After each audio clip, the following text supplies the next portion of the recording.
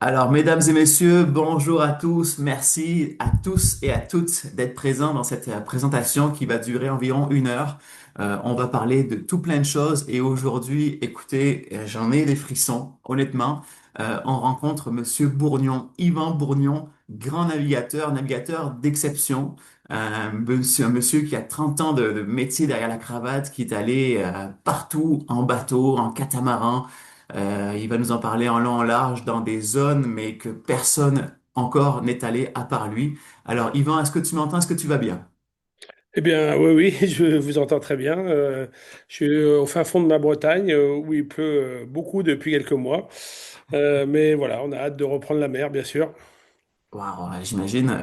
Si tu peux, en quelques instants, Yvan, nous rappeler un peu ton parcours de marin, 30 ans d'expérience, je le disais, et tu as commencé, en fait, c'est la mer qui t'a appris ton métier directement, plus que de passer par l'école pour l'apprendre, je crois.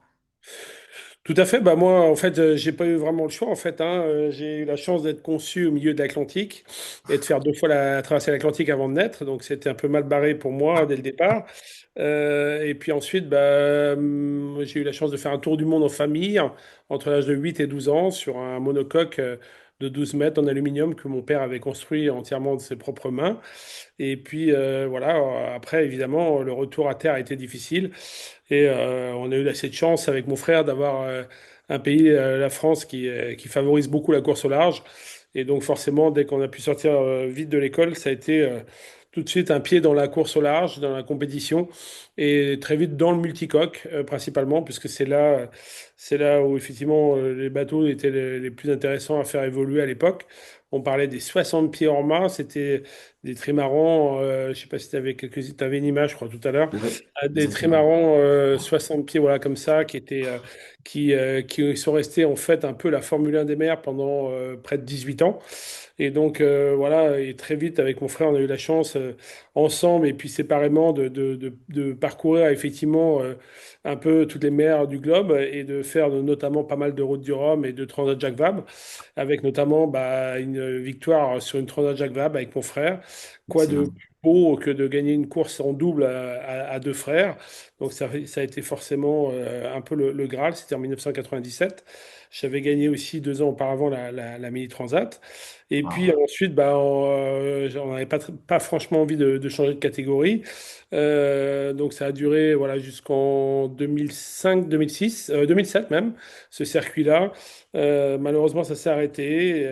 Et après, ça a été un peu très hétéroclite, le circuit de course au large. On voit maintenant, c'est des ultimes, mais il y en a 4, 5, 6 maximum.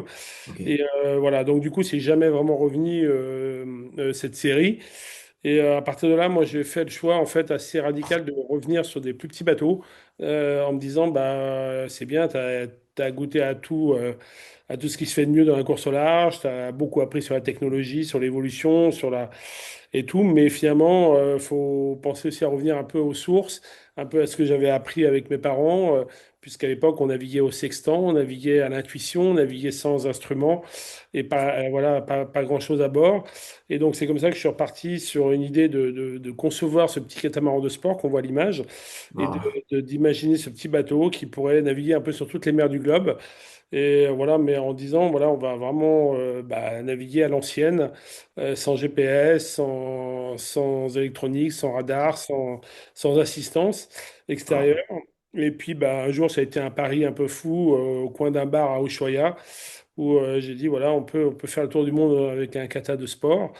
Et ouais, évidemment, personne m'a cru au début. On est parti sur un projet à deux avec un Guadeloupéen. Et puis, de fil en aiguille, on a monté le projet. On a construit le bateau un peu de briques et de broc à la Trinité-sur-Mer, avec des morceaux un peu récupérés et les coques qui ont été quand même construites pour ça. Et puis, mon équipier, malheureusement, au bout de 10 jours de mer, a lâché l'affaire. Donc, à partir des Canaries, j'ai dû faire le choix de continuer tout seul. C'était une décision un peu complexe parce que le bateau n'était pas vraiment adapté au solitaire. J'avais tout imaginé, chavirer, remords retourner, manquer d'eau, de nourriture, dériver, mais pas de continuer seul. Donc il a fallu essayer d'improviser un espèce de pilote automatique sur le bateau qui n'était pas forcément adapté à ça. On sait, les pilotes, c'est fait pour des bateaux qui ont de l'inertie, qui sont un peu Ouais. lourds. Donc ça a été compliqué, la navigation après en solitaire là-dessus, mais ça a été un vrai apprentissage. Voilà, Ah, j'ai vraiment appris en cours de route le mode d'emploi. J'ai chaviré une première fois au milieu de l'Atlantique, une deuxième fois au milieu de la mer des Caraïbes, avec la capacité de redresser le bateau. C'est ça qui était assez étonnant, parce qu'il fait quand même ouais. 6 mètres 30 de long et 4 mètres de large. Et puis, bah, j'ai pris beaucoup de plaisir. J'ai navigué dans les eaux où on va aller, dans les Grenadines notamment et tout ça. Et puis en fait, j'ai pris confiance. Et de plus en plus, au fil du tour du monde, je me suis vraiment amusé. Alors, c'était un tour du monde pas. Là, on passe déjà au défi suivant. Mais le tour du monde, c'était vraiment par le passage du canal de Panama et le passage du canal de Suez. Donc, dans les eaux quand même plutôt tempérées et tropicales. Et puis, bah, arrivé au Sri Lanka après un an de mer et une dizaine d'escales, là, malheureusement, je me suis échoué sur les cailloux. Et puis, Ah, ça a été un peu dramatique parce que mon bateau était à 60% détruit. Donc, j'ai cru que mon histoire s'était arrêtée là. J'avais une hernie discale, plus de sponsors. Donc, voilà. Et puis, de fil en aiguille, les Sri Lankais m'ont voulu vraiment m'aider à reconstruire le bateau. Donc, une partie du bateau s'est réparée là-bas, une autre partie s'est reconstruite en France. Et puis, en quelques mois, on a réussi à réassembler les morceaux, à retrouver des sponsors. Et puis voilà, je me suis retrouvé à reprendre le départ de ce tour du monde de l'endroit où je m'étais échoué pour le terminer en juin 2015. Donc ça a été wow. une sacrée aventure. J'aurai la chance de vous en parler un peu plus, j'espère, quand on se verra. Et Et puis, Yvan, je te fais une petite parenthèse, j'insiste là-dessus parce que tu l'as dit et pour moi ça me semble extraordinaire. C'est sans électronique, c'est quasiment sans assistance, mis à part donc ton escale au Sri Lanka, si je comprends bien. voilà, Euh, bah, j'ai fait des escales, hein. Donc, évidemment, quand j'étais aux escales, j'avais la possibilité de réparer le bateau, de me ravitailler, des choses comme ça. Mais ouais, le concept, c'était vraiment en mer. En mer, je me débrouille par mes propres moyens. Voilà, j'avais un téléphone par satellite dans la question étanche si vraiment il y avait une urgence vitale, mais je m'en ouais, suis jamais servi. Et l'idée, c'était vraiment de se repérer au sextant, à la carte, de naviguer à l'intuition, d'utiliser ses sens vraiment pour naviguer. Comme vous l'avez vu, sur les bancs, là, sur les côtés, c'est là où je dormais. Donc, forcément, on est vraiment connecté à la nature, à son bateau, à ses vibrations, à tout. Et voilà, c'est ce que je voulais faire, c'est me reconnecter vraiment à l'eau. Moi qui mhm, avais vécu justement tout ce qui était évolution technologique, les alarmes, les AIS, les systèmes de positionnement et tout, mhm, c'était un peu un contre-pied à tout ça et montrer qu'on pouvait encore naviguer de manière très simple comme ça.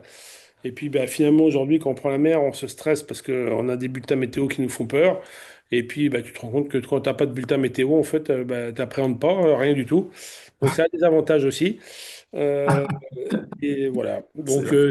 c'était un défi assez original, mais qui m'a procuré beaucoup de plaisir, beaucoup de rencontres aussi aux escales, Ouais. avec les animaux marins, avec les autochtones, avec voilà, vraiment une expérience très, très originale. Et puis là-dessus, quand j'ai vraiment eu beaucoup de plaisir, mais malheureusement, en naviguant le long des côtes indonésiennes et du Sri Lanka, c'est là où je suis vraiment tombé nez à nez avec tous les plastiques dont vous avez tous entendu parler. Et c'est vraiment en longeant cette barrière indonésienne, Sri Lanka, Maldives, que j'ai navigué dans les plastiques. Et moi qui avais navigué 33 ans plus tôt avec mes parents dans les mêmes eaux, dans des eaux parfaitement claires, bah, c'était assez choquant. Mhm. Parfois, je m'arrêtais 40 fois par jour pour enlever les sacs plastiques coincés dans les dérives. Et donc, c'est vrai que quand je suis rentré, je me suis dit, waouh, mais qu'est-ce qu'on fait pour retirer ces plastiques de la mer? Et c'est comme ça que, bah, de fil en aiguille, j'ai eu vraiment envie de m'engager dans l'écologie, de trouver des solutions pour sensibiliser, dépolluer les plastiques, que ce soit sur terre ou sur mer. Et puis voilà, je me suis lancé dans ce projet, The Sea Cleaner. Ça a été vraiment le retour à terre, ça a été la mise en place de tout ce défi, de tout ce projet.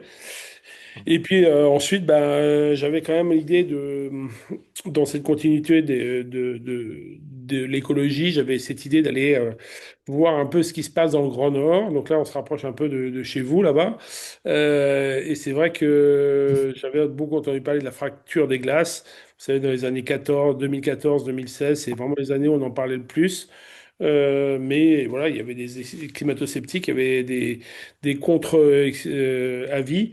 Et je me disais, bah, finalement, avec mon petit bateau, si on peut passer à travers les glaces, voilà, sans moteur, sans brise-glace, c'est vraiment la preuve et la vérité que, effectivement, aujourd'hui, on peut passer là-haut, Ouais, malheureusement, sans aide extérieure et sans casser la glace du tout.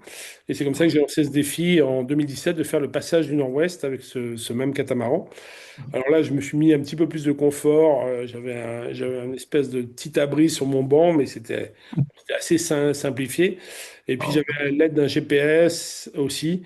ok, Voilà, parce que là-bas, déjà, la cartographie dans le passage du Nord-Ouest, c'est très incertain, puisqu'ils n'ont jamais cartographié cette zone avec des bateaux océanographiques. Des bateaux ouais, adaptés. Et puis surtout, la glace fait que bah, tu sais jamais quand ouais, est-ce que tu vas tomber nez à nez avec un grôleur. Donc, tu es en solitaire avec une navigation quand même très incertaine. mhm, Et ça a été une sacrée expérience, en fait, beaucoup plus dangereuse finalement que la première, parce ouais, qu'évidemment, là, je naviguais en eau proche de 0 degré. Donc, j'avais pas droit à l'erreur, j'avais pas droit au chavirage, j'avais pas droit de tomber à l'eau, j'avais pas droit à avoir besoin d'assistance. On le sait, là-bas, il y a peu de ouais, brise-glace, il y a peu d'assistance, il y a peu de bateaux sur zone. Donc, ça a été une sacrée aventure, 72 jours tout seul entre l'Alaska et le Groenland, qui m'a permis bah, aussi de faire 3-4 escales pour rencontrer les Inuits. Alors, j'ai mis pied à terre qu'une seule fois, mais j'ai eu la chance voilà, d'avoir les Inuits qui venaient à ma rencontre et puis de voir un petit peu comment ils vivaient, voilà, comment ils vivaient ce réchauffement climatique, comment ils vivaient cette fait d'être restreints par la chasse, par la pêche. Donc ça, bah, ça se rapproche un peu de chez vous, donc vous connaissez mieux.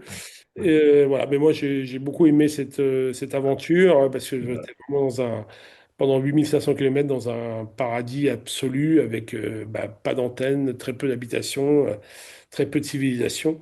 Et voilà, donc j'ai beaucoup appris sur la survie aussi, hein, parce que je suis tombé à l'eau, je suis tombé nez à nez avec un ours polaire qui est monté sur mon bateau. Il s'est passé pas mal de choses. Voilà, mais j'aurai la chance, j'espère, de vous raconter tout ça en détail, évidemment, quand on se verra. Et puis, voilà, suite à cette aventure-là, bah, je suis revenu à des choses plus sages. J'ai failli perdre mes doigts de pied, puisque voilà, il voulait que j'ai failli me faire couper tous les doigts de pied, donc ça m'a mis un peu en alerte et je me suis dit qu'il fallait que je calme le jeu, voilà. Et donc là, je me suis vraiment engagé pendant 8 ans dans l'écologie à fond avec cette association The Sea Cleaner pour vraiment bah, faire de la sensibilisation, pour vraiment développer des bateaux. Là, on voit le grand, mais on voit ici des petits à côté là qu'on a réussi à mettre à l'eau. On en a mis à l'eau 4. Et donc, voilà, ça a permis vraiment de faire prendre conscience aux gens qu'il fallait agir. On a beaucoup agi en Europe, alors pas tellement aux États-Unis et au Canada, mais ça a permis vraiment de démocratiser en fait cette pollution et de faire prendre conscience aux gens de l'action qu'il faut ouais, prendre, même si aujourd'hui, évidemment, on regrette beaucoup malheureusement le fait que l'écologie passe un peu en second plan depuis mhm, 2, 3 ans, ouais. quoi. Tu mentionnais dans une de tes entrevues, Yvan, que Ouais, dans ton passage justement du Nord-Ouest, donc pour bien que vous compreniez, c'est de rejoindre l'Atlantique au Pacifique en passant par l'Arctique. Tu ouais, t'es rendu compte que, bon, par chance ou en tout cas par observation, il n'y avait pas de plastique ou à la surface pendant ce périple-là. c'est Par vrai. contre, de tes expériences, peut-être nous parler du réchauffement climatique, qu'il y a des choses concrètes que tu senties là-bas. Bah oui, oui, c'est sûr que quand tu passes là-bas et que tu vois que tu es à 70 degrés nord et puis que tu es à perte de vue, tu vois pas de glaçons, bah oui, c'est sûr que tu te poses des Mhm. questions, même Ouais, si je suis resté bloqué dans les glaces pendant 3 semaines sans bouger. Mais voilà, moi, ce qui m'a vraiment surpris, c'est la discussion, les échanges avec les Inuits, quoi, qui te disent que bah, il y a 30 ans, évidemment, eux étaient bloqués dans les glaces 360 jours par an et qu'aujourd'hui, ils ont de l'eau ouverte pendant 6 mois qui sont voilà, qui peuvent plus chasser la baleine, ils peuvent plus chasser le phoque et pêcher, que tout est devenu très compliqué. ouais, Voilà, donc c'est sûr que ça m'a beaucoup touché et ça m'a donné encore plus envie de m'engager, même si moi, j'étais pas tellement sur la thématique du réchauffement climatique, j'étais plus évidemment sur la pollution des océans proprement dit, et de cette problématique des plastiques. Ouais. Eh ben, Yvan, si tu nous diras peut-être en fin de présentation il y a une façon de suivre cette évolution ou même de participer d'aider ton organisme. C'est des choses qui franchement nous intéressent et moi me touchent particulièrement en tant ben, que amateur de notre planète et que grand navigateur aussi. On a besoin de cette nature qui soit propre, qui continue à être belle. Donc, Bien sûr. on pourra finir sur ces belles paroles et l'espoir, j'imagine il doit y en avoir à travers tout ça. Tu dis qu'il y a 4 petits bateaux déjà lancés. Le gros, c'est prévu pour quand en fait? Alors malheureusement, bon, dans cette association, je ne vais pas essayer de trop détailler, mais Ouais. malheureusement, moi, je me suis fait sortir de mon conseil d'administration, même si c'est moi qui a créé cette association, fondée et développée, puisqu'on était arrivé à 33 salariés. Et puis Wow. on avait 5 millions d'euros de chiffre d'affaires, mais voilà, malheureusement le quotidien de ces ONG environnementales, c'est que c'est pas une entreprise, donc c'est comme une mairie, hein, il faut Mhm. être élu, il faut être choisi. Donc bah, moi à un moment donné, bah voilà, je me suis fait sortir de cette association. Je ne veux pas détailler le truc parce que c'est une période où j'ai perdu ma mère, mon père, ça a été très compliqué. Mais voilà, du coup, malheureusement, l'association a pas capoté, mais a plus l'essor qu'elle devait avoir après derrière.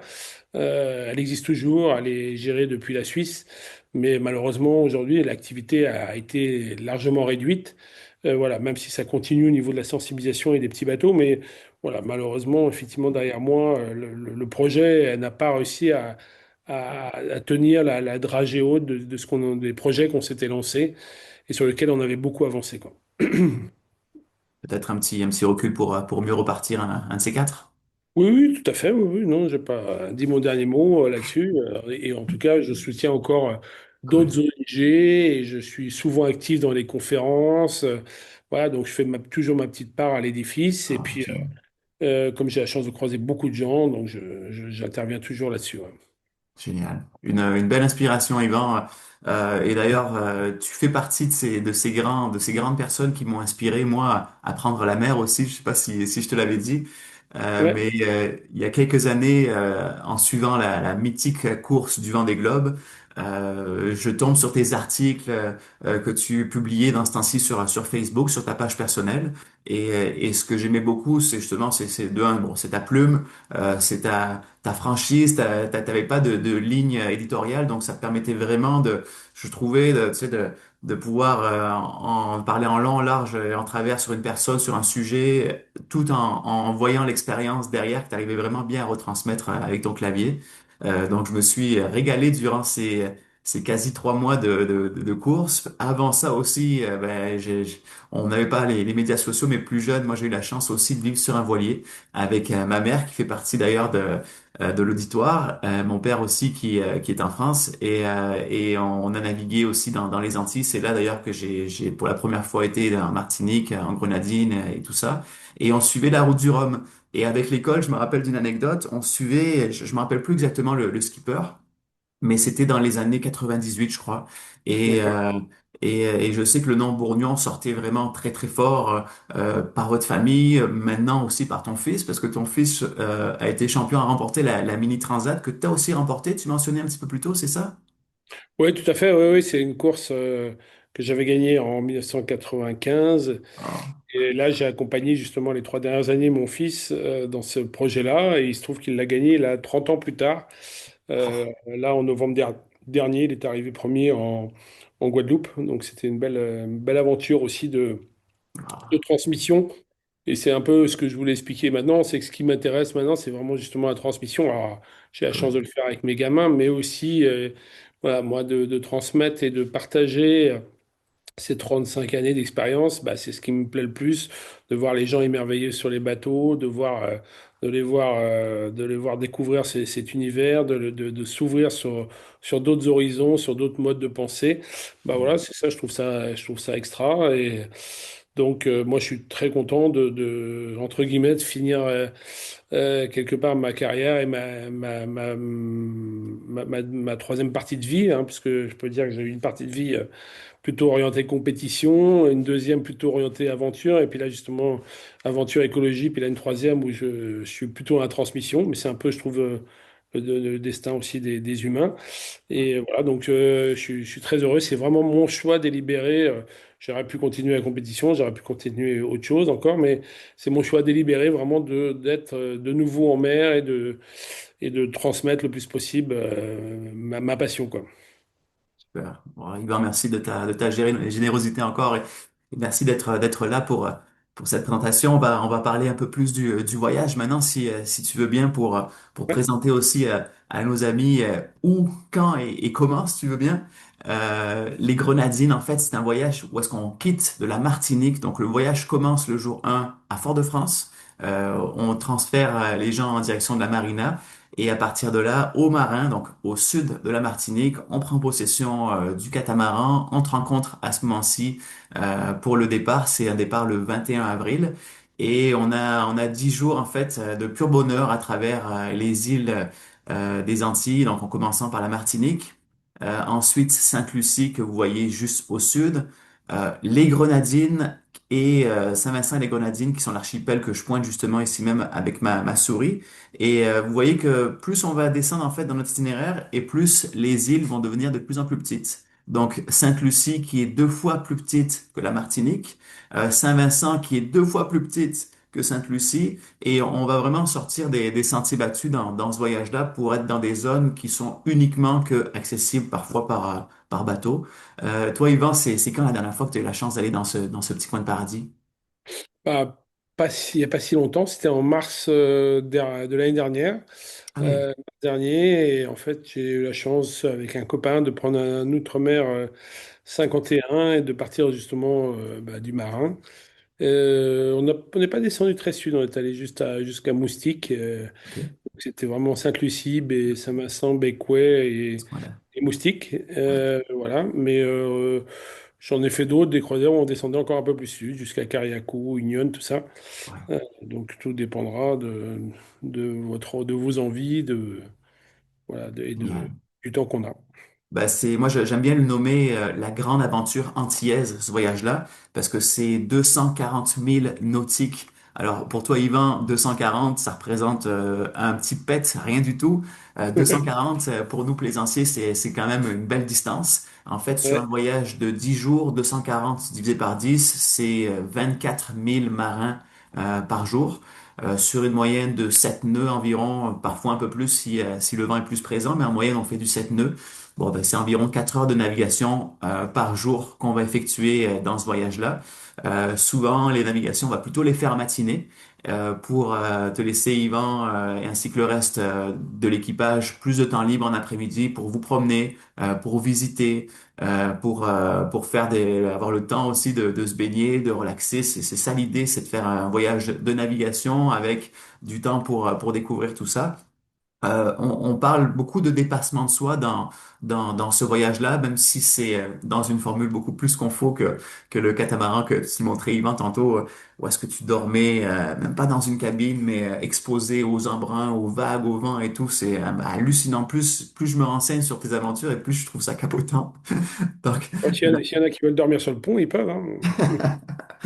oui, ça se fait avec, on n'est plus dans un hôtel 5 étoiles, là, on est dans un bateau 1000 étoiles. Sur le catamaran, c'est confortable, en effet. Et en plein sud, en fait, à l'extrême sud de notre voyage, on va s'arrêter aux îles Tobago, Tobago Cays, qui sont un ancien repère de pirates. Donc, dans le temps, les pirates, ce qu'ils faisaient, c'est qu'ils se cachaient ici même, dans l'archipel des Grenadines, qui était juste à côté de Saint-Vincent, l'île principale. Donc, arriver à se cacher ici avec la cartographie qu'ils avaient réussi à faire et tout, avec leurs connaissances, connaissaient les hauts fonds, savaient où se cacher entre les îles. Et dès qu'ils entendaient parler justement de bateaux pleins de vivres et d'or qui transigeaient vers l'Europe. Bon, ben, à ce moment-là, ils quittaient les Tobago puis ils venaient les intercepter avant de leur arrivée à Saint-Vincent. Donc, on est dans une part d'histoire dans cette zone-ci. avec une géographie qui est magnifique. J'insiste peut-être, Yvan, si tu me permets, sur la barrière de corail que je vais pointer ici avec ma petite souris. Barrière de corail, c'est l'une des plus belles des Antilles, même si le récent ouragan Beryl en 2024 a quand même malheureusement dévasté les fonds. Ça reste que la barrière est bien présente, tranquillement, tranquillement, je dis bien, la vie reprend. Mais les poissons sont toujours présents, les tortues le sont aussi. Et ce qu'on va faire en fait en étant ancré ici même, donc dans cette zone-là, on va prendre le dinghy. Donc Yvan, tu auras la charge d'amener nos voyageurs plutôt dans l'arrière-zone de la barrière de corail. Le vent venant à ce moment-ci, donc de l'est, venant donc en face d'où est-ce qu'on voit les nuages, on a du vent de face, ce qui va nous permettre de longer à la nage la barrière de corail. On n'a pas de vague à ce moment-ci parce qu'on est protégé par la barrière, mais ce qu'on va faire, c'est qu'on va la longer et tranquillement le courant ensuite va nous reporter vers notre bateau pour finaliser cette super excursion à la nage directement. Donc c'est un des moments forts du voyage. Toi, Yvan, est-ce que j'imagine que tu dois être aussi un amateur de fond marin et tout. Tu t'amènes ton masque et Alors ton moi, ce que casque j'aime pendant bien le là-bas, voyage. c'est aller, tu peux aller vraiment mouiller avec Ouais. quasiment la quille qui touche le sable, parce qu'il n'y a vraiment aucun risque, puisque le vent justement te sort du récif. Donc tu peux aussi mouiller là-bas, vraiment avec le catamaran, très très proche. Et en fait, tu sautes à l'eau et t'as pied. En fait, c'est assez sympa, quoi. Yvan, moi j'ai l'habitude de dire, les tortues ici même, là, si vous en voyez pas, on vous rembourse le voyage. Ouais. Tellement qu'il y en a, on les voit, elles se nourrissent des petites algues qui sont juste sous nous, donc on n'y touche pas. Il y a des règles évidemment qu'on respecte. Yvan, tu transmettras toutes ces infos aussi à nos voyageurs, mais oui, c'est un moment où est-ce qu'on est en pleine nature et on est chanceux d'être là. Et entre les deux îles, là, il y a un boui-boui avec les meilleures langoustes des Caraïbes, là, pour manger à terre, là. C'est Oh, magnifique. ouais. Dans cette zone-là, n'est-ce pas? Oui. Ouais. On aura la chance de faire un bon barbecue là-bas. On peut peut-être en parler de ces langoustes. Tu connais Roméo et Juliette? C'est à moi que tu parles? Ouais, ouais, Oui, de ceux qui habitent sur l'île? ouais. Non, non, je ne connais pas leur nom, en fait. Je les ai certainement croisés, mais je ne connais Probablement, ouais. Alors ça, c'est leur nom réel, hein, c'est vraiment Roméo et sa femme Juliette qui tiennent excellent. un petit restaurant qui, alors c'est très sommaire, hein, c'est un barbecue traditionnel. Il y a des tôles, quelques piliers de bois Oui, qui oui. tiennent le tout, les bâches, mais c'est super. Et puis en effet, on va aller manger là-bas. C'est Roméo et Juliette qui vont nous servir la langouste qui aurait été pêchée soit le matin même ou plus tard la veille par les pêcheurs du coin. La pêche interdite ici, hein, parce que on est dans une réserve naturelle, mais si on va un peu plus au nord, un peu plus au sud, on se retrouve dans des bonnes zones. Donc, il y a pas plus frais comme langouste, ça c'est clair. Moi, j'aime bien aussi parler quand on parle de sortir un peu des sentiers battus, on a des activités aussi qui sont incluses dans ce voyage-là, dans nos temps libres. Et là, on est sur l'île de Maïro. Ce qu'on fait, c'est que on monte à ce moment-ci au sommet de l'île et on va rencontrer Lavonne. Lavonne, c'est la dame que vous voyez sur les images en vert ici, juste en dessous. C'est devenu en fait une amie. C'est une femme qui habite sur place et en 2024, juillet, 1er juillet 2024, un énorme cyclone euh, dévaste vraiment toute cette zone-ci des Grenadines, le cœur, le centre des Grenadines. D'habitude, les cyclones ont tendance à faire une trajectoire beaucoup plus, un peu comme une banane et vont remonter vers l'arc entier, vers le nord, un petit peu avant de frapper ces terres. Ici même, il a continué tout droit et c'est Maero, c'est Kariakou, ces Canouans qui se sont tapés finalement le cyclone en pleine gueule, excuse-moi l'expression. La majorité des toitures se sont envolées, mais vous voyez qu'il y a eu déjà un beau travail de reconstruction. Cette photo-ci a été prise dans les dernières semaines, où est-ce que là, bon ben, quasiment toutes les maisons sont rebâties ou en tout cas sont en train de l'être. Et dans ce temps-ci, il y avait une église qui était au sommet de l'île. J'avais l'habitude d'y aller avec mes voyageurs et de voir la vue, les îles Tobago, justement, qu'on aura vu un peu plus tard et tout ça. Et là, je vois cette dame Lavonne qui est à côté et je lui adresse la parole et je lui dis, désolé pour tout ce que je vois qui est dévasté. Mon Dieu, j'ai mal au cœur de voir même l'église qui s'est effondrée. Et on commence à jaser comme ça. Puis, au fur et à mesure, elle nous explique ce qui s'est passé. Puis, je lui pose la question, Lavonne, qu'est-ce qu'on pourrait faire pour vous aider? On revient dans 10 jours avec un autre groupe. Qu'est-ce qu'on peut faire avec avec nos moyens? Et Lavonne m'a répondu à ce moment-ci, on aimerait en fait, on a besoin de nourriture et de vêtements parce que les toitures se sont envolées, tout est parti. Nos vêtements, on n'a plus rien. Donc le groupe suivant, les voyageurs, j'ai passé le message, puis les voyageurs ont amené chacun un petit vêtement, un chandail, une jupe, un ci, un ça qu'ils n'utilisaient plus. Et ce qui fait que ça nous permet maintenant à chaque fois, quand on est dans cette zone, de contacter Lavonne un petit peu d'avance, puis de lui dire, Lavonne, on sera là à telle date, est-ce que tu es là? Si oui, est-ce que tu nous permets encore de venir te visiter, de venir te rencontrer? Et c'est toujours un moment qui est super humain, qui est très vrai, puis ça fait aussi une différence dans notre voyage. On n'est pas juste là pour voir, mais on est aussi là pour transmettre un peu, Yvan, ce que tu disais tantôt. Donc, ça se fait dans tous les sens, puis c'est un des moments généralement forts du voyage. Chouette. Alors, on va continuer aussi l'itinéraire avec voilà, la nature. La nature, elle sera partout autour de nous. T'as dû en voir, mais Yvan, si je pense à toutes tes aventures, t'as dû voir des choses extraordinaires, quoi. Oui, oui, bon, on en verra là-bas, hein. On Ouais. n'est pas, on est quand même gâté sur place, hein. Je pense qu'on aura la chance effectivement de voir les dauphins, les oiseaux, et plein de belles choses, les tortues et puis des beaux poissons, ouais, ça c'est sûr. Ça, c'est clair. Les fous bruns qui sont sur l'image, moi, j'adore j'ai remarqué, ils ont trouvé une façon de pêcher grâce à nos bateaux. Quand ils voient des bateaux avec les voiles, hop, ils s'y rapprochent. Il y en a toujours deux, trois qui volent au-dessus de nous, dans les canaux, donc entre les îles. Et ils profitent du tumulte du brouhaha qu'on fait avec les vagues. Ça fait sauter des poissons volants. Et les oiseaux sont juste en aplomb du mât et dès qu'ils voient que ça saute, boum, ils font du rase-motte et arrivent parfois même en plein vol à les attraper. C'est fabuleux. On peut passer des heures à regarder ce balai-là. Et c'est vrai que c'est un moment où est-ce qu'on décroche, où est-ce on se sent vivant en fait. On pense pas au lendemain, on pense pas à ce qu'on mange. C'est directement notre chef qui se charge aussi de cette façon de repas. Donc on est tranquille, puis on en profite pleinement. Et le fait en plus de naviguer majoritairement à la voile, ben, nous permet de nous rapprocher justement de groupes de dauphins qui sont curieux de nous voir, de pêcher aussi. Hein. On aura toujours une canne à l'arrière pour essayer d'attraper notre repas. Yvan, d'ailleurs, j'ai une question qui me vient en tête. Est-ce que, bon, en course, évidemment, j'imagine que non, mais dans tes excursions comme ça, longues et tout, est-ce que tu avais aussi de quoi faire? Oui, oui, alors moi j'ai pêché pas tellement dans le Grand Nord parce qu'il y a que du gros poisson, mais effectivement je pêchais à la traîne sur le tour du monde. Je peux pas dire que j'étais un très bon pêcheur, mais effectivement à un moment donné t'en as marre des plats lyophilisés et t'es bien content d'avoir une petite bonite et une petite dorade fraîche. Donc voilà, il y avait des zones où ça pêchait plus que d'autres, mais je me souviens d'une anecdote où en arrivant proche dans le golfe d'Aden, là où il y avait encore beaucoup de piraterie en 2014. J'étais un peu seul sur la zone et effectivement, j'étais étonné de pêcher aussi facilement. Du coup, j'étais arrivé avec pas mal de poissons à Djibouti en donnant du poisson aux militaires là-bas. Et je disais, mais putain, je suis devenu super bon à la pêche. Et il me disait, mais non, mais Yvan, c'est pas toi qui es devenu bon à la pêche, c'est que ici, la piraterie sévit depuis 10 ans. Et en fait, qui dit piraterie dit que les pêcheurs sont plus sur zone. Et donc, du coup, le poisson revient. Et donc là, je me suis dit, bah, en fait, c'est vachement chouette. La piraterie, ça a du bon quand même. Ça fait revenir la nature dans la mer. Ouais, ouais, Voilà. c'est une belle façon de voir les choses, tout à fait. Ouais.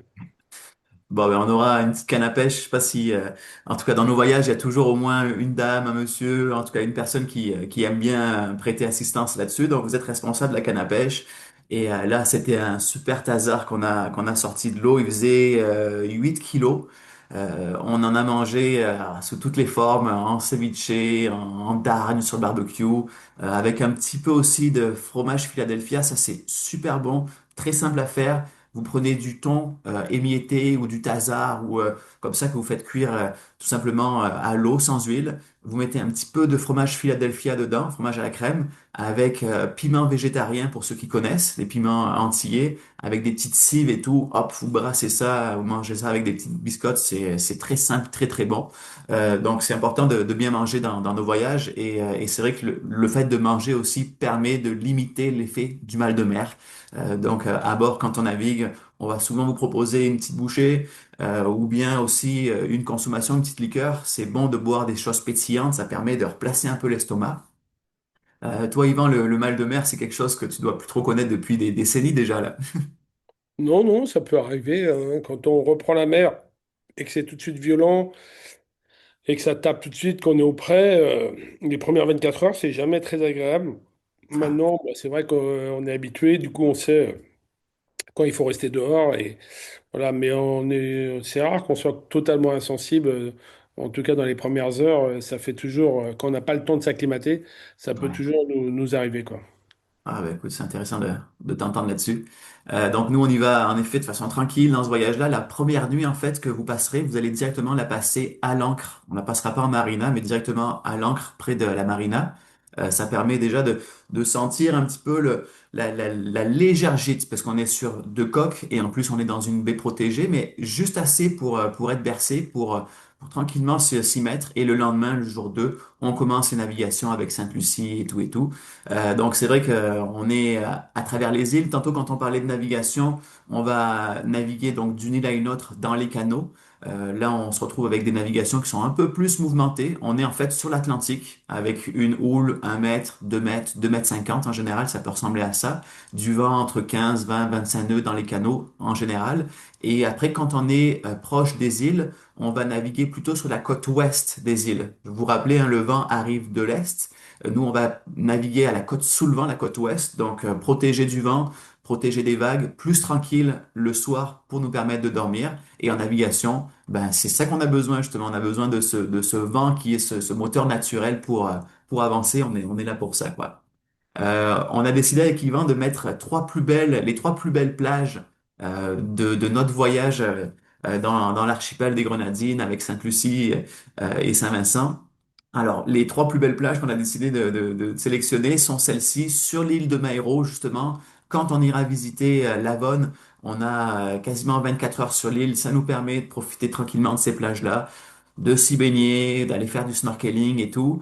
On a aussi évidemment les fameuses plages qui sont dans les Tobago. Alors, sable blanc, eau turquoise. En fait, on se croirait dans les îles polynésiennes, on se croirait dans les Bahamas tellement la couleur de l'eau est limpide. La troisième plage qui est sublime, qui est la plage de Morpion. Vous remarquez hein, tout en bas de l'image un petit parasol en feuilles de bananier ou non, de cocotier, un petit dinghy pour arriver, donc c'est-à-dire notre petit bateau à moteur, et rien d'autre. Vous êtes seul au monde, un moment de très grande simplicité. Donc c'est un peu ça l'idée de faire ce voyage-là, c'est d'être en petit équipage, un voyage qui est très humain et d'aller découvrir des choses, comme on disait tantôt, qui sont uniquement accessibles que par la mer. On parle aussi de moments inoubliables et ça c'est vrai que le fait que je vous disais tantôt que c'est un voyage qui est très humain, vous savez on est maximum 10 personnes à bord. En fait, question de plan de bateau, c'est 4 cabines doubles pour les voyageurs et 2 cabines simples aux pointes pour l'équipage. Donc c'est-à-dire pour notre capitaine Yvan et ainsi que pour notre chef. Donc 4 occupations doubles, 2 occupations simples, faisant un maximum de 10 personnes. Ça peut arriver aussi que des fois des gens s'inscrivent en occupation simple, donc à ce moment-ci, on est même plus 10, mais maximum de 9, de 8, de 7, de 6. Donc c'est un voyage qui est très réduit en termes de participants. Et en fait, le fait d'être réduit comme ça nous permet ben, d'avoir des superbes échanges, des vrais moments. Et aussi, je trouve, il y a une entraide naturelle qui vient de se créer chaque victoire, des fois, ça peut être juste de se baigner pour une personne, de mettre le masque pour un autre. C'est la première fois qu'on observe des poissons de cette façon-ci. Chaque victoire est célébrée vraiment de la part de tout le monde et on est content, on est unis et on avance main dans la main. On a des petits trucs aussi des petites surprises qu'on vous réserve. Bon là, on vous en dévoile quelques-unes, on vous les dévoilera pas toutes. Mais au centre, avec l'apéro nautique, ça, j'adore ça, avoir un petit peu de temps libre en fin de journée, le coucher de soleil, sortir les paddles et puis sortir l'apéritif directement sur le paddle. Donc chaque personne a sa petite bouée, il y a les petites grignotines au centre, vous avez un petit punch dans la main. Et souvent, les gens, je vous le dis, hein, nous disent, oh, ok, bon, on le fait juste pour prendre la photo, pour prendre l'apéro et pour dire qu'on l'a fait. Les gens restent une demi-heure, une heure, parfois c'est même le soleil s'est déjà couché, il faisait nuit, les gens étaient encore dans l'eau en train de boire leur petit apéro nautique.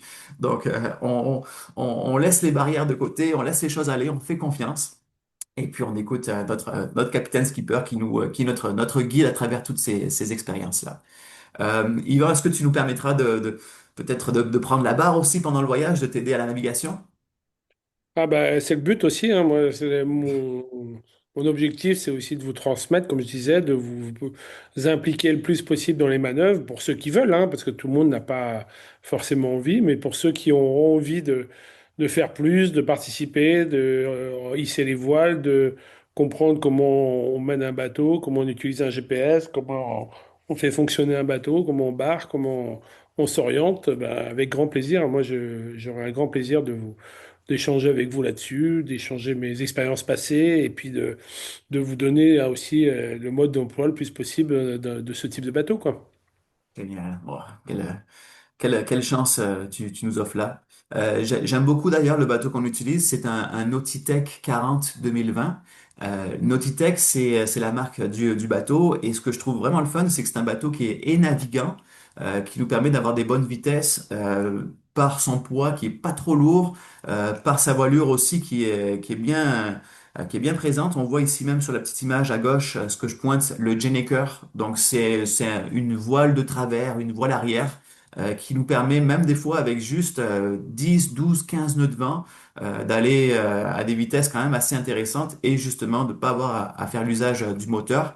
Le moteur, évidemment, on va quand même l'utiliser pour les manœuvres ou bien quand il n'y a pas de vent parce qu'on a quand même envie d'avancer pour aller voir des belles choses, mais ça sera vraiment, en général, dans ce coin-ci, on l'utilise vraiment pas beaucoup.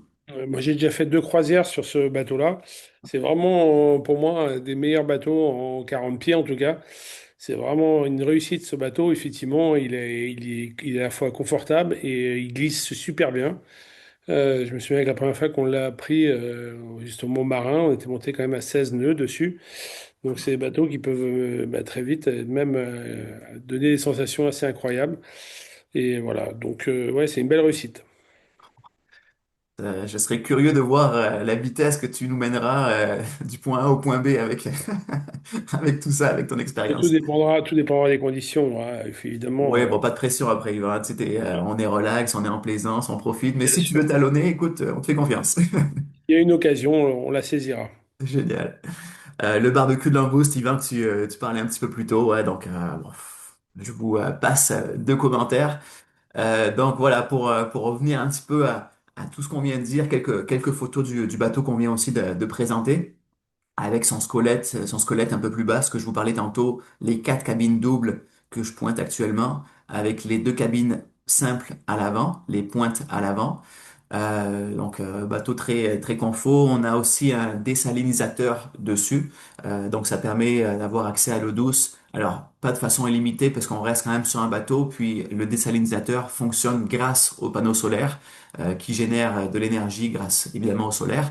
Donc on est toujours un peu sur le mode économe. On ferme le robinet entre deux douches, exemple. Ou moi ce que j'aime bien faire c'est la douche du marin. Je sais pas Yvan si t'aimeras la transmettre à tout le monde, mais moi, ce que je fais, c'est que le soir, avant qu'il fasse nuit, quand le soleil est encore là, je vais à l'arrière du bateau, hop, un petit plouf, j'ai mon savon que je prépare, je me frotte avec mon savon, je frotte un peu plus parce qu'avec l'eau de mer, on dirait qu'il faut frotter un petit peu plus, je refais un plouf par la suite dans l'eau de mer. Et j'utilise la douchette de pont pour me rincer avec 3-4 litres. Donc j'ai pris une superbe douche avec quasiment rien d'eau. Donc, c'est pas obligatoire de fonctionner comme ça. C'est vraiment libre à chacun. Mais moi, essayez-le une fois, vous allez l'adopter. Vous êtes dans la plus belle baignoire du monde, finalement, quoi. Ouais. C'est juste. Donc, voilà, c'est le bateau, le voici. Et pour revenir sur les petits détails un peu techniques, ensuite, on prendra vos questions si vous en avez. Donc, un voyage de 9 nuits, 10 jours, du 21 avril au 30 avril 2026. Vous voyez les inclusions ici, elles se retrouveront toutes d'ailleurs sur Internet, hein. Donc, ce voyage-là, mis à part l'exception d'avoir Yvan à la barre, on a l'habitude de faire ce voyage-là, comme je vous disais, d'avoir nos contacts avec l'Avon qu'on rencontre, les activités qui sont déjà prédites. Donc, ça nous permet bien sûr de savoir ce qu'on va vivre tout en étant toujours adapté avec la météo, hein, c'est ce qui prime à bord. Mais normalement, ce que vous avez ici, ça sera des choses qui seront réalisées, c'est-à-dire les îles, les visites, les activités, les repas, vous voyez, ils sont inclus 24 sur 26 qui sont pris à bord. Il y a en fait deux soupers libres qui vous seront proposés quand vous serez à Sainte-Lucie et à Saint-Vincent. Des restos sur le bord de la côte avec la carte de crédit qui peut être utilisée pour payer sans problème. Donc ça permet aussi des fois de sortir du bateau, de découvrir la gastronomie locale, c'est toujours intéressant. Vous avez aussi les boissons qui sont incluses à bord, donc une consommation par repas et par personne, en plus de l'apéro. On parlait du souper langouste et tout, le transfert. Donc je vais éviter de venir trop sur ces détails-là. De toute façon, le programme vraiment est détaillé sur le site. Mais tout est indiqué ici même. Et ce que ça ne comprend pas, en fait, ça ne comprend pas vos vols internationaux donc du Québec vers la Martinique aller-retour. Ça comprend pas non plus la caisse de bord de 230 euros par personne. Donc la caisse de bord, ça inclut entre autres les pourboires, les frais d'amarrage, les recharges de carburant, le gaz. Donc c'est comme une cagnotte commune. Vous transmettez au début du voyage l'enveloppe à votre capitaine qui va le gérer pour les différents intervenants.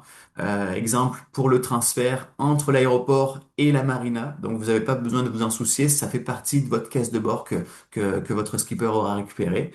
Et ça ne comprend pas non plus les assurances et ainsi que les dépenses personnelles. Voilà. Donc le tarif 3 495 $ canadiens. Donc c'est le même tarif aussi que dans nos voyages réguliers. Donc c'est vraiment le fait d'avoir Yvan sur ce voyage-là est vraiment super. On en profite. On espère que l'expérience pourra se renouveler dans le futur. Mais c'est quelque chose que bon malheureusement on ne possède pas. Donc c'est l'occasion elle est ici. Il faut la saisir si l'envie vous dit de vivre cette expérience encore plus exceptionnelle que celle qu'on a l'habitude de proposer. Les taxes sont incluses dans les tarifs que je vous mentionne. Et le supplément simple, pour ceux qui veulent faire le voyage aussi en simple, 1195 sur le tarif de base d'occupation double. Voilà pour ces détails-là. On n'a pas encore ouvert les inscriptions. On a pris des pré-inscriptions, donc on a deux cabines qui sont pré-réservées. On attendait d'avoir la présentation ce matin pour officiellement lancer la date. Donc tout ça va suivre son cours, mais ce que j'aurais tendance à vous dire avant de prendre des questions, c'est que si vous avez un intérêt, envoyez-nous un petit courriel, tout simplement, ou dans le chat, vous pouvez nous le mentionner aussi à la fin. On met la cabine de côté, le temps de se reparler demain, par exemple, pour vérifier votre intérêt, confirmer si ça vous dit, que ça vous laisse le temps aussi de vérifier pour ce qui est des vols et tout ça. Mais gardez en tête que c'est très, très intime. Juste 4 cabines qui sont mises en vente. On a 2 de pré-réservées. Donc, je veux vraiment pas vous mettre de la pression, mais c'est juste pour que les choses soient claires et d'éviter d'avoir ça peut nous arriver des fois un petit coup de téléphone dans 2 semaines pour nous dire, ah oui, on réserve, ah désolé, le voyage est déjà complet. Ah, si j'avais su, j'aurais levé la main avant. Donc, vous êtes au courant, pas de pression, mais c'est la réalité sur ce voyage-là, quoi. Voilà. Vous savez quoi? Je pense qu'on a plusieurs questions. Je sais pas, Yvan, si tu voulais rajouter aussi certaines choses à tout ça. Non, non, écoute, c'est relativement complet, hein, très détaillé, hein, je vois ça, hein, tout est prévu.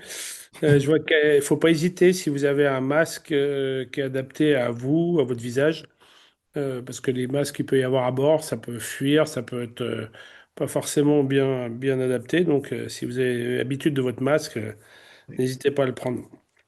Excellent, excellent. On a 4 kits de Palm Mastuba, donc très très bon point. On aime bien se les prêter. On fonctionne toujours de cette façon-ci, hein, ça se passe très bien, mais très bon commentaire. Et il va en effet de se prêter le masque pour ceux qui de préparer son masque d'avance. Alors, on a plusieurs questions. Attendez, je vais retirer pour commencer mon partage d'écran. Allez, donc on est toujours en enregistrement. Donc Anne-Laure B, c'est ma maman. Elle a une question, je crois. Alors, vous savez quoi? Je vais vous permettre de mettre votre son à ceux qui le souhaitent. Ça permettra d'échanger un peu plus librement. Sinon, vous pouvez aussi poser les questions dans le chat. Donc attendez, donnez-moi juste quelques petits instants, quelques secondes.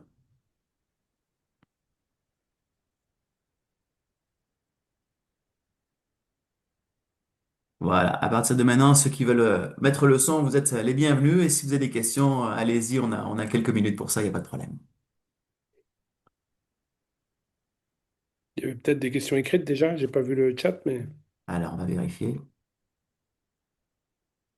Pas de questions écrites.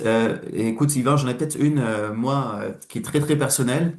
Euh, j'ai entendu dire par un alpiniste, et je trouve que le lien avec la voile est intéressante, que 3 secondes d'inattention sont aussi dangereuses que 3 jours sans boire, qui sont aussi dangereuses que 3 semaines sans manger et qui sont aussi dangereuses que 3 mois sans rapport social avec le monde autour de nous. C'est la règle des trois, hein. Donc 3 secondes d'inattention, 3 jours sans boire, 3 jours sans manger, 3 mois seul finalement. Quand je repensais à cette règle-là et que je repensais à tes voyages de plusieurs mois, tu parlais, c'était quoi le plus dur à travers tout ça, Yvan? Le confort, la solitude, à travers tes grands voyages, c'était quoi donc? Bah, écoute, je connaissais pas cette règle de 3, mais c'est effectivement c'est intéressant d'y réfléchir. Moi, c'est sûr que ayant fait beaucoup de compétitions et d'aventures extrêmes, c'est sûr que la règle des 3 secondes, c'était parfois, moi je dirais plutôt pour moi, c'était plutôt la règle de la seconde, Ouais, puisque par exemple sur mon catamaran de sport, je dormais vraiment sur mon banc avec l'écoute à la main, et en fait la grande difficulté, c'était de réussir à choquer même peut-être dans la demi-seconde qu'il fallait pour intervenir, sinon c'était un chavirage assuré.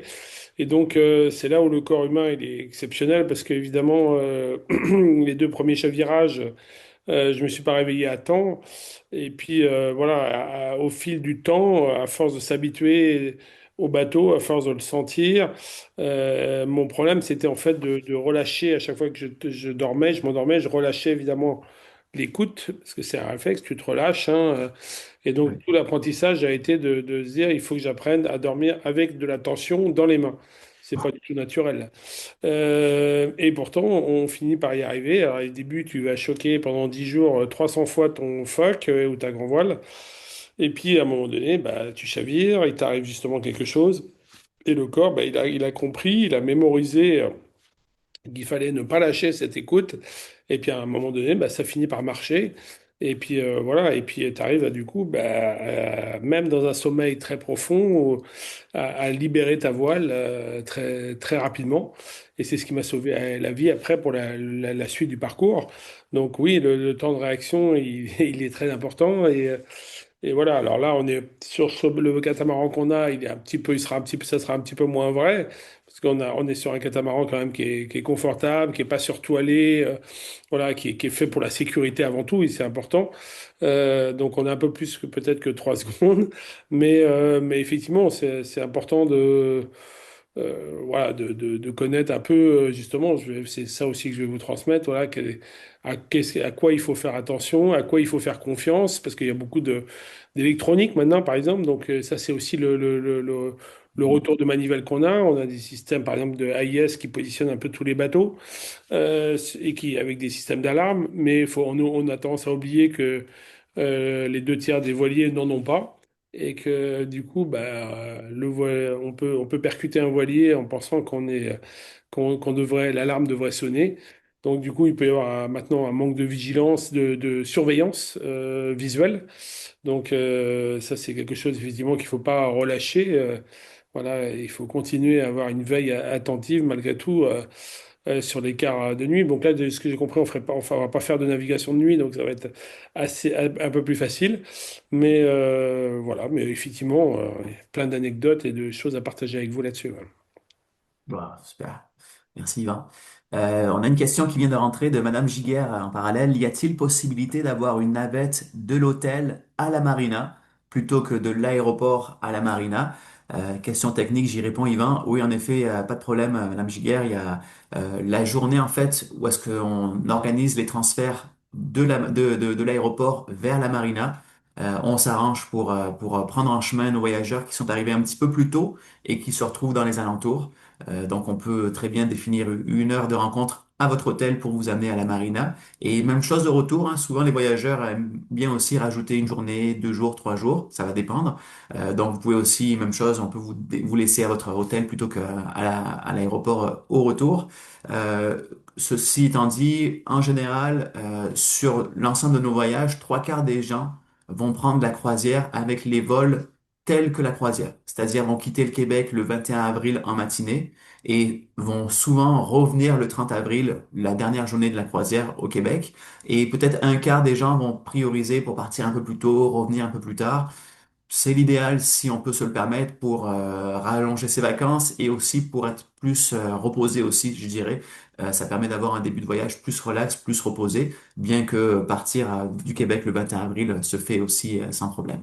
On arrange les vols en conséquence et les transferts, pardon, en conséquence. Et c'est souvent Transat ou Air Canada que nos voyageurs vont prendre, avec bien sûr un vol direct. Et comme je vous dis, on sera là le jour 1 pour vous récupérer et le jour 10 pour vous ramener selon votre itinéraire de vol. Il n'y a pas de problème, on a l'habitude avec ça. Ouais. Ok, bah écoutez, on va vous donner encore quelques secondes pour délier votre langue ou votre clavier pour ceux qui souhaitent poser une petite question sur le voyage ou une question à Yvan, n'hésitez pas. Et sinon, Yvan, ces derniers temps, donc c'est de façon assez personnelle, ça ressemble à quoi ton agenda? Beaucoup de navigation, du temps libre, plus sur la mer que sur la terre, ou on est curieux donc.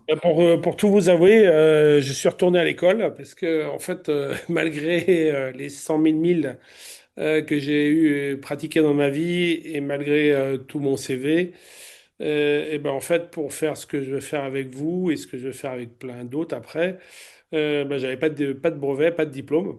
Hein, j'ai arrêté l'école, mon certificat d'études, hein, donc je ne sais pas ce que c'est que l'école. Et donc, il a fallu que je retourne au mois d'octobre dernier, à partir du mois de septembre, je suis retourné à l'école pour passer ce qu'on appelle le capitaine 200 voile, qui est en fait maintenant, bah, qui est obligatoire hein, depuis un moment déjà, mais voilà, moi, pour faire de la compétition, voilà, c'est comme les pilotes de Formule 1 qui n'ont pas leur permis de conduire et qui conduisent des Formule 1. J'étais un peu dans cette catégorie-là. Et donc, il a fallu que, voilà, à 54 ans, que je me mette à jour. Donc, je termine ma formation, pour tout vous dire, dans 10 jours. C'est pas encore fini. Je suis sur la fin, là. Mais du coup, je suis bien formé. Là, en ce moment, je suis sur le médical 3. Donc, j'ai un mois de formation où j'apprends à sauver la vie des gens. Donc là, pour le coup, si vous arrive quelque chose, là, je sors de la formation, je saurai comment faire. Voilà. Bon, mais j'ai fait du médical, j'ai fait voilà, de la mécanique, j'ai fait comment utiliser tous les systèmes de communication, radio, BLUS, et, système satellitaire et tout ça. Donc voilà, donc ça fait pas de mal aussi de se mettre à jour et de retourner un peu à l'école. Voilà, c'est fait pendant l'hiver, donc c'est pas trop grave. Cool. Ben, merci de cette explication, c'est intéressant. Je pense qu'on a une dernière question de Sarah, de Madame Giguère encore. Merci d'ailleurs, Madame Giguère, pour vos questions. Merci pour votre flexibilité. Y a-t-il un minimum de participants pour que le voyage ait lieu? Super, super question. Le voyage est garanti. On va tout de suite enlever cette question-ci. On est sûr de partir. On a deux cabines pré-enregistrées. On a plusieurs personnes qui aussi ont de l'intérêt. Il nous reste encore plusieurs semaines, plusieurs mois pour le pousser. Donc, je m'inquiète même pas. J'aurais tendance à vous dire qu'avec Yvan, même si on a deux cabines, on y va, on se lance. On a une expérience à vivre, il faut la vivre. Donc, voyage, on est sûr de partir, on est garanti. En tout cas, le nombre de participants n'aura pas d'influence sur si le voyage se fait ou pas. On est sûr d'y aller. Ouais. Bon, bah écoutez, je vous remercie à tous et à toutes, et surtout à toi, Yvan, de tout ton temps, de ta générosité, de tes explications. Moi, personnellement, j'ai rêvé pendant 1 heure. Je sais pas vous si vous étiez en voyage aussi ou pas, mais c'était super intéressant. Puis, je trouve très chanceux les gens qui vont pouvoir être de la partie. Ça sera sûrement mon collègue Madric qui sera le chef cuisinier qui sera de la partie. Donc lui va aussi apprendre beaucoup de toi, j'en suis certain. Mais en tout cas, merci à tous de votre présence ce dimanche-là. Il faut le souligner aussi, 6 heures de décalage horaire avec la France. Donc merci à Mamie qui est sur place. Merci à Yvan aussi d'être chez nous malgré la différence de décalage horaire. Chez nous au Québec en virtuel. Je vous dis un gros merci. Puis Yvan, tu nous avais dit le mot de la fin pour te suivre et pour essayer peut-être aussi de t'aider dans certaines choses. Qu'est-ce qu'on pourrait faire pour te donner un petit coup de main avec la belle planète bleue? Bah, pour l'instant, rien de spécial, juste parce que je me suis retiré, comme je vous ai dit, je me suis retiré involontairement de cette association. Par contre, bah, on en parlera beaucoup en mai, hein, et effectivement, je vous invite à être bénévole dans une ONG. Et je suis au Canada, je suis sûr qu'il y a des belles ONG sur le sujet. Voilà, il y a vraiment des tas d'ONG, et c'est vrai que la problématique, je trouve, de la protection des océans et notamment des plastiques est pas du tout prise en main. Il n'y a que les ONG qui font du bon boulot là-dessus, que ce soit en sensibilisation dans la collecte et autres. Il en existe des tas. Voilà, il y a vraiment des tas d'ONG qui font des superbes choses. Donc je peux que vous inviter à essayer d'en choisir une et à essayer d'être actif sur le sujet. Hein, la collecte des déchets dans la nature, ça reste un sujet super important. Mais voilà, n'hésitez pas, quand on sera ensemble sur le bateau, on pourra largement en débattre. Un grand merci Yvon. Et puis, si jamais il y a quoi que ce soit, vous savez où nous trouver, les amis. Nos coordonnées, prendrelevenvoyage.ca. On est sur Facebook. On est là pour vous y répondre. Merci à tous et à toutes. Yvan, on te fait un gros bisou en direct du Québec. Merci Et beaucoup puis, et profitez bien de votre hiver blanc. on t'embrasse et bonne chance pour la fin de tes cours aussi. On sait que tu vas les passer au la main, on n'a pas de doute. Allez, merci à tous et à toutes. Beau dimanche. On vous embrasse. Bye bye. Merci.